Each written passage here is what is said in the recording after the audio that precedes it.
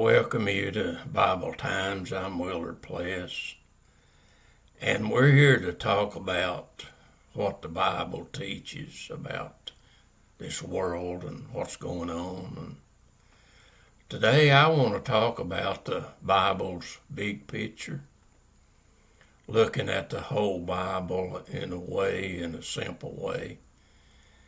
And we know that the Bible tells us that God created the heavens and the earth. So when you look at that, you realize that God created the kingdom of heaven, and that's where he put the angels. That's where Lucifer and Michael lived, and where the war took place, and he created the kingdom of earth, and he gave the kingdom of earth over to Adam and Eve. He gave it over to man.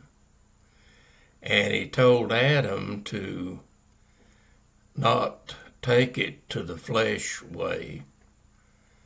The flesh way was there too, the tree of knowledge of good and evil, and he gave Adam and Eve dominion. That means control, and told them not to take it the flesh control way, but to stay with the spirit, the soul that he had given them, the living soul.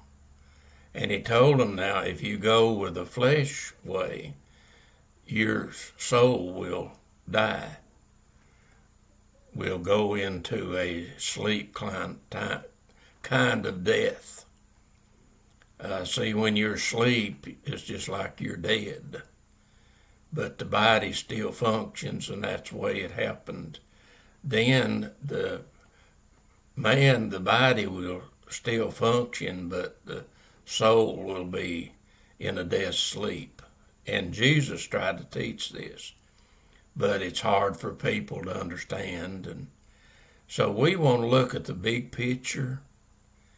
And he turned it over to Adam and Eve and told them, don't go the flesh way.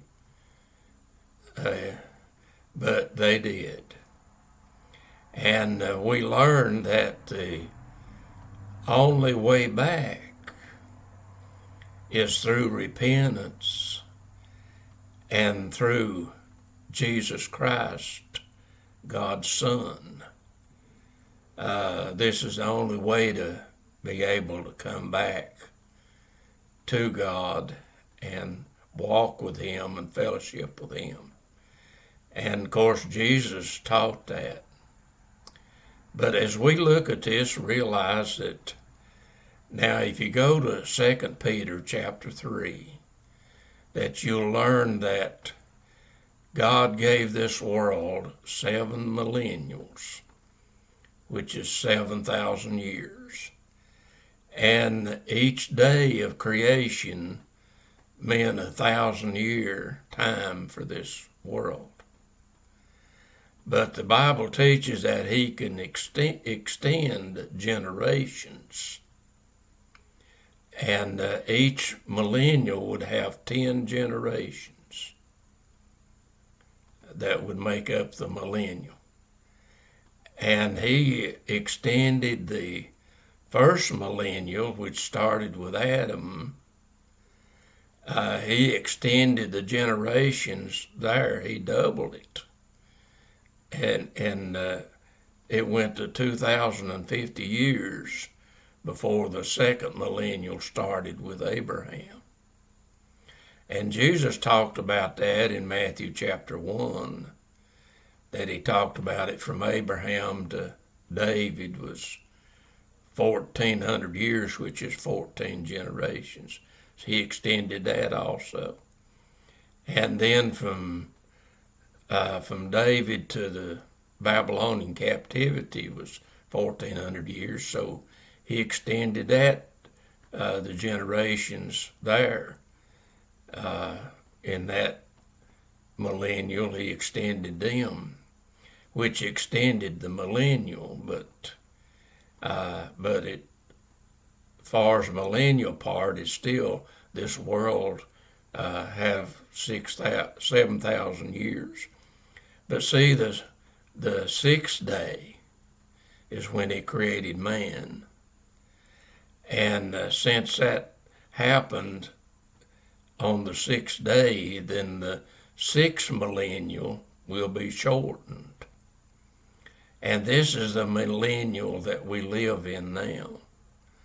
This millennial started in 1240 AD, and it will go for 785 years. It's been shortened for 215 years. And we came to that time, according to the Jewish calendar, on September the 22nd. We came to the end of 785 years, from 1240 AD to the end of 785, and that happened on September the 22nd. And but see, we want to use the Bible calendar, the one that Jesus gave to Israel when they left Egypt. That he said the first month of the year would be Nisan, and that comes about in April. And of course, we're following the Gregorian calendar now, so if you got to look at these things in conjunction with the true Bible calendar that runs from April to April. And that's the calendar that the Bible follows. But see, the Jewish calendar has the New Year beginning in September. And the Gregorian calendar has the New Year starting in January. But see, the Bible New Year does not start until April. This year in 2026, when we get to March the 19th here in 2026, see, that'll be the actual end of 5785 or 2026, 2025, when you get to March the 19th, because we're using the Bible calendar. And the Bible teaches that this millennial's going to be shortened because of what Adam and Eve done.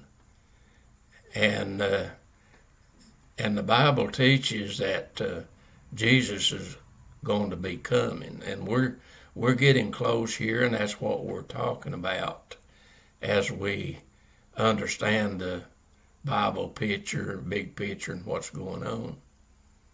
And we know the Bible teaches that Babylon will be back in its power. It started with Nebuchadnezzar. And see, when the Medes took over, that was just Babylon having a new leader. And then when the Persians took over, that's Babylon with a new leader. See, Babylon continued. The Babylon is Satan's kingdom that he set up here on earth. This is Babylon is Satan's kingdom. And the Bible teaches that at the end time that a man that will be like Nebuchadnezzar will return. Babylon will return. Babylon started returning in 2000, coming physically. And we've talked about all of this, and it even goes back to World War II, and see Revelation chapter 17 now is talking about the judgment of the whore. That's what's going on now. That's why this world's in such a mess, that this judgment is taking place. God's bringing this thing to judgment. And we learn from Revelation 16 that Babylon, Satan's kingdom, that President Trump and Washington, D.C. is filled with leaders there in Satan's kingdom, and they're going to be in darkness. The fifth angel with the bowl of wrath of God is poured out upon this now, and this is what's going on. This is the darkness that President Trump and New Babylon's in. They don't see and understand what to do. They're confused right now. They just can't deal with all of it. And this is God's judgment. This is what he's doing. He's bringing it to judgment. And we learned that Jesus said there in Matthew 24, he's talking about the Jewish nations that's back now. He said that this generation would not end until all these things be fulfilled. And he's given the time and the season there in Matthew 24. By the signs of the time, he said there when he's talking about the fig tree, he said, when you see all these things coming to pass, and he's talking about the wars and rumors of wars, and he's talking about pestilence and famine and earthquakes in divers places. And he says, when you see all these things coming to pass, you know that summer's near, that things are near, even at the door. And then he said this generation would not pass. This is the generation that the Jews are that are back now, and they came back in 1948. They were 24 years old when they came back in 1948. And in 70 years, that brings it to 94. And then when we come to the 7th year,